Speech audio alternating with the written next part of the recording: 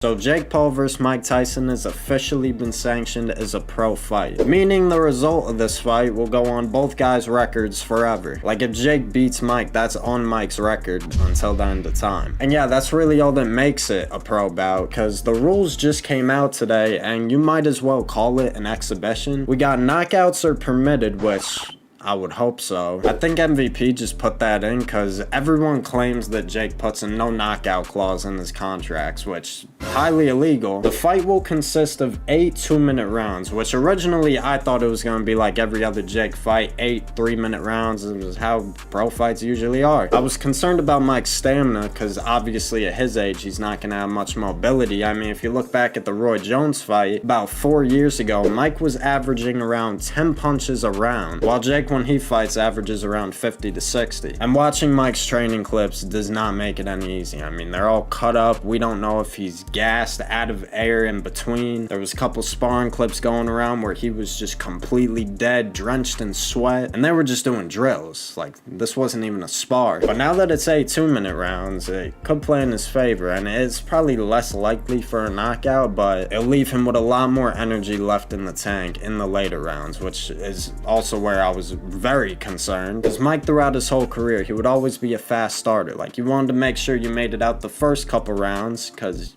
typically he didn't have much left later on. And now being age 57, 58 on fight night, I just don't know how he's going to be able to last with a much younger, stronger, faster guy. And Shane Mosley, one of Jake's main coaches, just revealed a couple days ago, Jake is around 230 pounds. Mike Tyson typically weighs around 220. Now that brings me to my next discussion, them fighting in 14-ounce gloves. Now again, if we're calling this a pro fight, why are we not fighting in the typical 10s? Because my original take on this fight was if Mike can't get him out of there within the first 3, which now with 14-ounce gloves is pretty unlikely. I think Mike and Roy were wearing 12s, and a 50-year-old Roy Jones was able to eat his shots pretty easily. But now we're adding 2 ounces to it, and instead of a 50-year-old out of shape, out of prime Roy Jones, we got a younger, fresher, stronger, bigger in size Jake Paul. Which, don't let the antics, Disney Channel, YouTube star shit fool you. Like, he could box, man. Maybe not like on a championship level, not even a prospect level. He could still throw a punch and knock a dude out. And if I was to bet on this, Jake would probably have the better chance to get the knockout. Sorry to say, age is the big factor. Inactivity, durability, mobility, velocity. I could go all Walter White on this shit, but I expect you guys to know what I'm talking about. Everyone throwing around the, oh, it's still Mike Tyson, you know, he might be able to get it done. You see him on those pads? Like, bro, it's not the same. I saw him on the pads before the Roy Jones fight, and that Mike did not turn up. Roy Jones weighed in at less than 210 pounds when he fought Mike, and again, was able to take Mike's power